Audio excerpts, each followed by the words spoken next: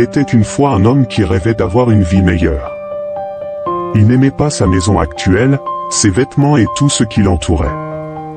Il se demandait pourquoi les autres avaient tout ce qu'il souhaitait alors que lui n'avait rien. J'aimerais avoir une belle et grande maison. Une femme magnifique qui sait cuisiner et beaucoup d'argent. Alors je serais heureux, pensait l'homme chaque jour. Un jour, il rencontra un magicien qui pouvait lire dans ses pensées. Le magicien offrit son aide et lui demanda ce qu'il voulait. L'homme était ravi et ne pouvait pas croire sa chance. « Je n'ai qu'à demander, et je recevrai, pensa-t-il. Le magicien l'a rassuré qu'il ne voulait rien en retour, car l'homme le demandait depuis longtemps. Avec enthousiasme, l'homme a demandé une grande et belle maison, une superbe épouse qui peut cuisiner et une richesse sans fin.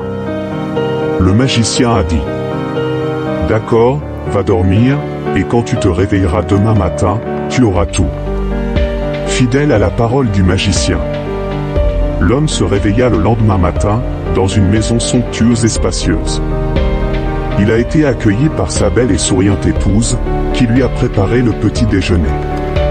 Tout était parfait, et il avait un compte bancaire à son nom rempli d'argent qui ne semblait jamais s'épuiser. Au départ, l'homme était enchanté et ne pouvait pas croire sa chance. Cependant, alors que les jours se transformaient en mois, il réalisa que tout avoir ne lui apportait pas le bonheur qu'il recherchait. Il se sentait insatisfait, et solitaire malgré une grande maison, une belle épouse et une richesse sans fin. Confus et déçu, il a de nouveau demandé l'aide du magicien.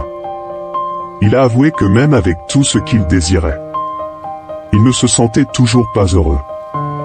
Le magicien lui a rappelé qu'il avait réalisé tous ses désirs matériels, mais qu'il avait négligé la chaleur d'un foyer, l'amour et la compréhension d'un partenaire, ainsi que la liberté, la force et la joie que l'argent pouvait apporter.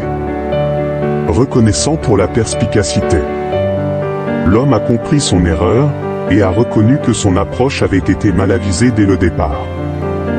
Il cherchait le bonheur dans les possessions extérieures. Mais maintenant il réalisait que le vrai bonheur réside dans des aspects plus profonds et plus significatifs de la vie.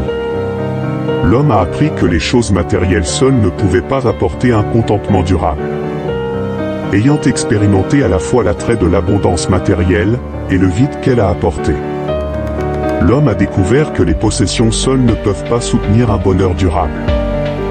Au lieu de cela, il a découvert que cultiver des relations significatives, trouver un but et apprécier les joies simples de la vie étaient les clés d'un véritable bien-être. Armé de cette nouvelle sagesse, l'homme a entrepris de créer une vie centrée sur les choses qui comptent vraiment. Il a renoué avec ses proches, consacré du temps à ses passions et s'est lancé dans un voyage de découverte de soi. Ce faisant, il a trouvé un profond sentiment de contentement et de paix en lui-même.